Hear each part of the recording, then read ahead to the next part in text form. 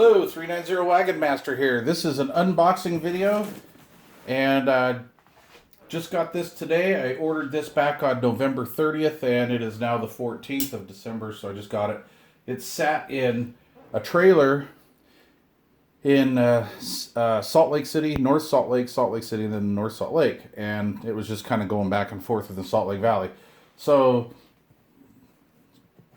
the theme of today's video is have patience, which I don't have, and never say never. Yeah, so never say never. You know, you think at this age I'd learn to never say things like that. I'll never do this, I'll never do this, I'll never buy from, I'll never do business with, I'll never sell on, okay? So, problem was, I wanted a TRC 449 for years, but just never really found a good deal on one. And apparently I'm not going to, because they're kind of a spendy piece. They're kind of getting spendy. A lot of good sideband mobiles and basses are getting really expensive, especially when certain people with yellow tables drive them up to just insane heights. Anyway, so I found one at a decent price, I believe, and I paid $129 plus $14 shipping, which is probably why it took so long. Budget shipping blows. Oh man, this sucks. Come on, people. All right, so it's packed up really nice, but here's the problem. Look, here's the face of the radio. Look at that. The face of the radio is right here. So, shipping etiquette, right? Turn the face inside to the box and pad this. So what they did is they protected the coax connector, but they didn't protect the front.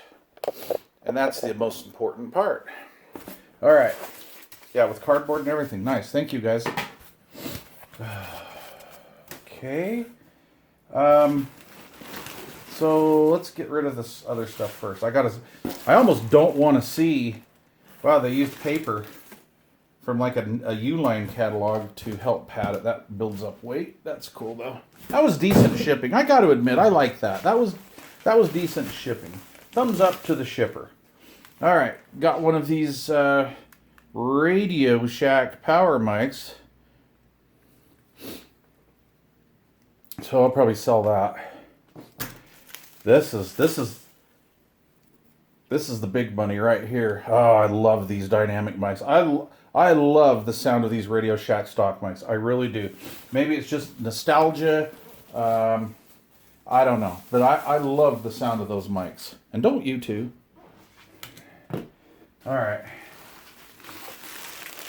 I mean, dude, they did such a nice job wrapping it. I wonder how much that bubble wrap cost. That stuff's getting expensive too. You know what I find as I'm getting older, you guys? I'm getting to be a tightwad. I'm getting to be cheap and very complainy. And I appreciate you guys putting up with my complaininess. Fancy eBay tape. There's future packaging for when I move again. Did I say that? Oh, city living blows. All right, so here's the back of it. And see, that's protected. Very nice. I like it's not all scratched up. I mean, we've been feeling around for coax connectors here. You can see that. But it's not all potted, pitted. The bottom looks good. The sides look good. Top looks great. This is why I bought this, honestly. I didn't really care if it worked as much as I just want... Oh, mother of mercy. Look at that. Oh, that's going to clean up nice. I don't even have to do too much work to it. Okay, so that is not bent. This is not broken or cracked. Clarifier pot is not bent. Not bent. This is the one right here. The center shaft bends, so when you turn these, it'll turn the inner one, the inner knob will turn the outer knob, and it is nice. Yes. Okay, boys, I lucked out on that one. That, my friends, is a sweetheart. Look at that. Oh, it's absolutely stunning. So this is an 850 PLL 858 chassis. This is the same chassis as the President Adams. This is the same chassis as the 858 Grant, the very first original 3-button Grant. And many more, many more different radios. So, did I get a power plug? Yes, I did. Oh, with clip leads, yay. And tape. So, that's going to be interesting. Let's see. I'm going to be running out of video space here in a minute. I said film one time and some young lady just reamed me out. She's like, old man, cameras don't use film anymore. I feel like, yeah. Anyway, so how do I do this? Man, they did a good job on this. This is fancy. Come on, I'm trying to do this because I know I'm running very low on space. Oh, I'm awesome. Oh, isn't that special? We got through this together.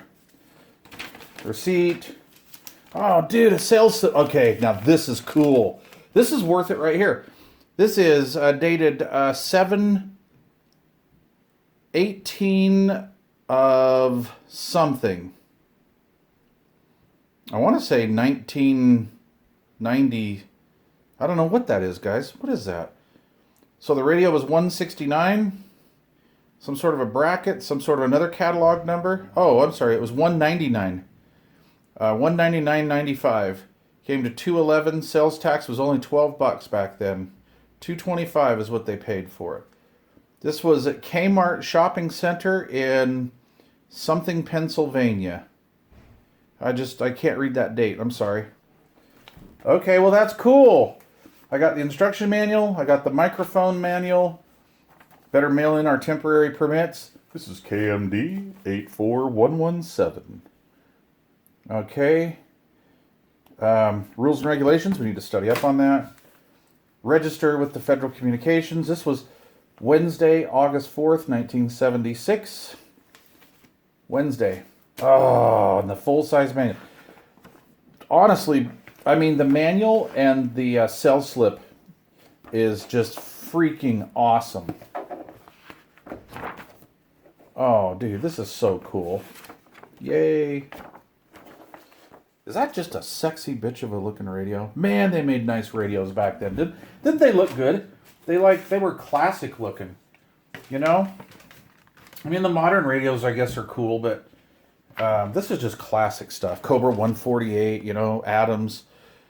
I wish this guy wrote better, or I could read better. 7/18 of, I don't know, 77 maybe? Is that a 7 or a 9? It could maybe be 1979, 1977. I'm not really sure how that would go, but yeah, in Mosaic, Pennsylvania. That's pretty cool, folks. And this was, I bought this from Curio Cat. So, pretty cool. And I'll just run it till the film runs out at this point. Oh, I'm sorry, till my digital space runs out. So when I see this, it's a little scary. So let's see what happened here. Yeah, see, look. Yikes. Okay, well, we'll clean that up and heat shrink it. You want to bet on what that fuse is? Let me get my Bubbles glasses here. Okay, boys. Let's see what style of fuse we have in here. Is it a 30 amp? Doesn't look like it. It is a 3 amp. Sweet. Okay, well, I'm going to put it on the bench and fire it up. This scares the bejesus out of me. I'm going to assume that possibly this ran as a base station. Let's see if there's any holes in the... There are... Not holes. Well, yes, there's holes in the bracket. I know, Mike. Come on. God, I'm so excited I can't even talk. But it has been mounted.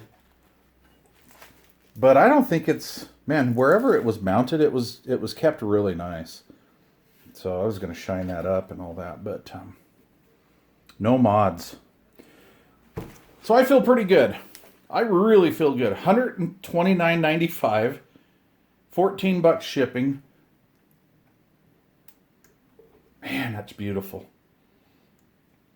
This is Mower Junkie's fault, by the way, because I think Mower Junkie has one of these. Doesn't he have a couple of these? And I always saw that radio, and I'm like, oh, I'm going to get one someday. Well, I finally pulled the trigger, because I need more radios. Thanks for watching. Oh, thanks for watching, and next video will be taking a look at this. We'll throw this on the meters and the power supply and everything, and we'll do a little demo test and maybe get an audio check. Okay, thanks for watching.